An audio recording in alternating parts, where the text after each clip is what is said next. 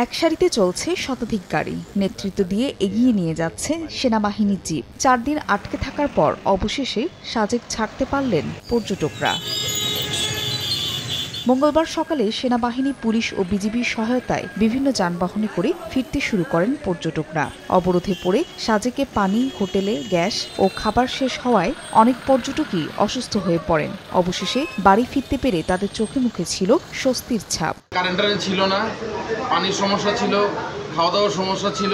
2 দিন আগে আমাদের পুরো টিম ব্যাক করার কথা ছিল, কিন্তু যে অবস্থা ছিল অবরোধে কোনো গাড়ি ঘোড়া ছিল না। এর আগে সোমবার সন্ধ্যা থেকে রাতভর সাজেক যাওয়ার ভাঙ্গা ব্রিজ মেরামত, গাছের গুঁড়ি ও ট্রাক সরিয়ে সড়ক যোগাযোগ স্বাভাবিক করা হয়। পরে 112টি পিকআপ, চাঁদের গাড়ি ছাড়াও 23টি সিএনজি অটোরিকশা এবং 109টি মোটরসাইকেলের মাধ্যমে পর্যটকদের সরিয়ে নেওয়া হয়। বর্তমানে সেখানে কোনো পর্যটক নেই।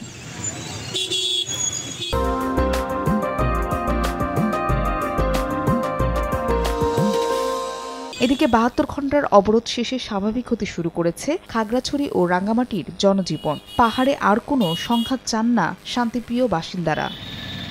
খাগড়াছড়ি ও রাঙ্গামাটিতে সহিংসতার প্রতিবাদে শনিবার থেকে সোমবার পর্যন্ত 72 ঘণ্টার সড়ক অবরোধের ডাক দেয় বিক্ষুব্ধ জুম্বো ছাত্র জনতা নামে একটি সংগঠন। ফারিয়া ফারজানা, সময় সংবাদ।